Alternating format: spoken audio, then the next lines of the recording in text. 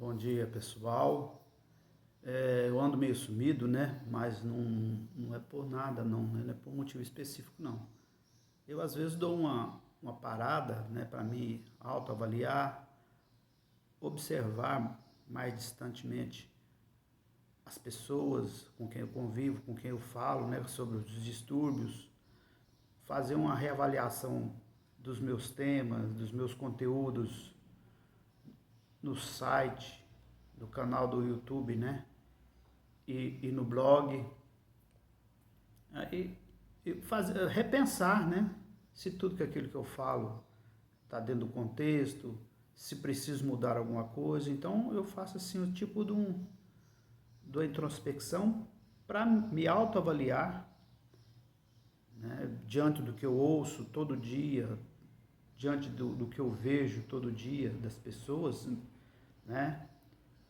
Se aquilo, o tema pelo qual a gente abrange, fala, o prisma que a gente percebe os distúrbios psicológicos, se tem algum, se tem alguma coisa a mudar ou se precisa melhorar alguma coisa, mas só fico sem postar vídeos e sem postar textos no blog para me autoavaliar.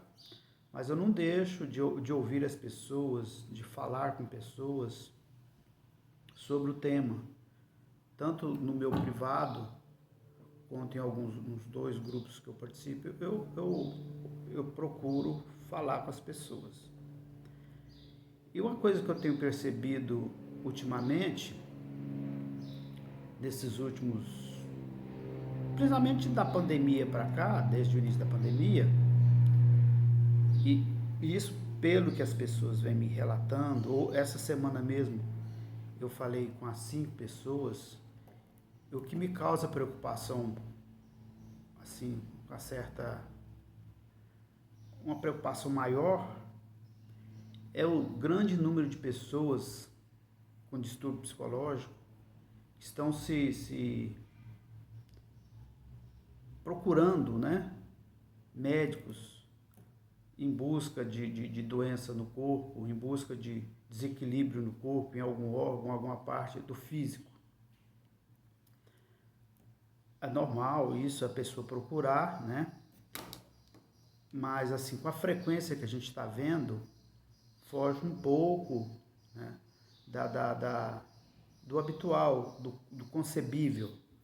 Porque a gente mesmo sabe que a medicina nos orienta, né, procurar fazer aqueles exames de rotina. Eu já falei isso inúmeras vezes, mas é bom a gente sempre repetir.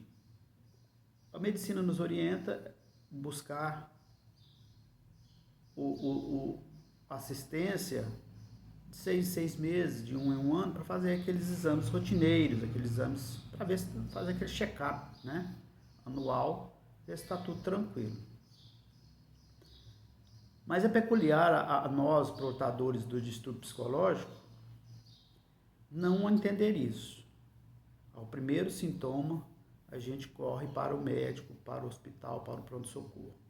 E eu tenho visto isso com mais, né, nesses 11 anos de vivência, agora, nesse período, eu tenho visto isso com mais frequência. As pessoas nos relatam que têm ido cotidianamente, assim, com espaços muito pequenos de tempo, buscando o médico para ver se tem doença no corpo.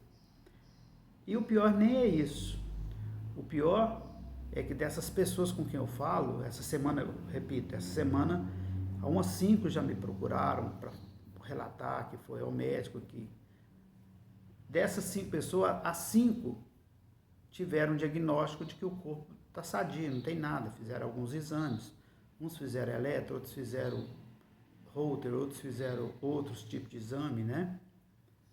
Exame de sangue, fizeram tomografia na cabeça e detectaram que não tem nada. O pior nem é isso. O pior é que todas, sem exceção, saem do médico, né, desacreditando do diagnóstico, desacreditando no que o médico fala. desacreditando nos exames. Aí entra naquela situação que a gente fala sempre. A pessoa não sai do ciclo da doença. Aí sente outro sintoma e fica, né, fica arrumando desvios para não acreditar, para falar que o médico mentiu, para falar que o médico fez aquilo. Aí eu pergunto, para algumas delas eu pergunto, em que interesse o médico teria de mentir? Se ele vive disso, né? Se é a profissão dele, o ganha-pão dele, ele tira a renda dele em tratar pessoas, em buscar a origem das doenças das pessoas. Por que ele iria mentir, né? Se for um médico que só pensa na parte financeira, quanto mais doente ele tiver, melhor. E quanto mais eu for ao médico, para ele vai ser bom, porque ele vai ganhar mais dinheiro. Eu sempre pergunto isso para as pessoas. Então, o médico não teria interesse em mentir, em falar que a pessoa está sadia. O que ele ganharia com isso? Qual o objetivo dele falar isso? Se a pessoa dá um diagnóstico saudável para alguém. Então, é uma forma da pessoa pensar racional. Então, o portador de distúrbio psicológico precisa entender isso. Que o primeiro passo é acreditar na medicina, acreditar nos diagnósticos. E a partir daí, fazer aquele movimento de mudança, de entender que o psicológico é capaz sim de nos causar aquela enormidade de sintomas que a gente sente. Tem relacionados aí, né, mais de 100 já. Mas enquanto a gente permanecer desta forma, de não acreditar na medicina, de duvidar dos exames e sair do médico ali, tem pessoas que mal saem do consultório, eles entram em contato com a gente e falam, saí do médico agora e falou que não tem nada, mas eu estou sentindo isso. Aí ele não vai sair do ciclo da doença, não vai sair do ciclo do distúrbio.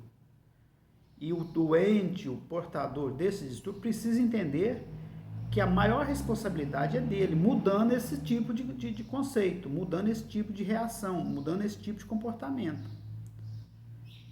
Mal sabe ela, o portador desse distúrbio, que são esses comportamentos que são geradores de tudo isso. Como a coisa está no psicológico, e o psicológico é acionado pelos pensamentos, pela forma de agir, de pensar e de falar, não é? Que vai acumulando o nosso psiquismo de coisas negativas, de medos, né? Que vai repercutindo em forma de sensações no corpo. Começa no pensamento. O pensamento gera o medo. E o medo, né? O corpo entra em estado de vigília, né? De atenção, de alerta, que a mente comanda, né, aquela expectativa de doença, porque a gente cria a expectativa de doença, e isso vai gerando em nós todos esses sintomas. Enquanto o portador do distúrbio psicológico não entender isso, não aceitar isso, ele não vai sair disso. A minha preocupação é quanto a isso, porque tem pessoas que demandam 10, 15, 20 anos para captar isso. E só captar não basta, precisa captar e reagir, né? Aí alguns me falam assim, as pessoas não me entendem, mas como as pessoas nos entenderiam, né? Se a ciência está falando que nós não temos nada, se a ciência está nos falando que está tudo saudável no nosso corpo, aí eu dentro da minha atitude, nós dentro da nossa atitude, continuamos buscando a doença no corpo. Aí a gente não sai. É isso que eu tenho para dizer. E eu tenho visto com muita preocupação o aumento dessas pessoas, o número crescente dessas pessoas. É esse o alerta que eu gostaria de fazer. Não sei se vocês percebem, né, os temas ficam muito repetitivos, porque não tem outra saída, né? E a pessoa precisa ser proativa, precisa ser reativa, entender isso. Senão ela não sai. Tá certo? Então, esse vídeo é curtinho só para alertar e para justificar porque não dos vídeos, porque eu preciso pensar também no formato, né, do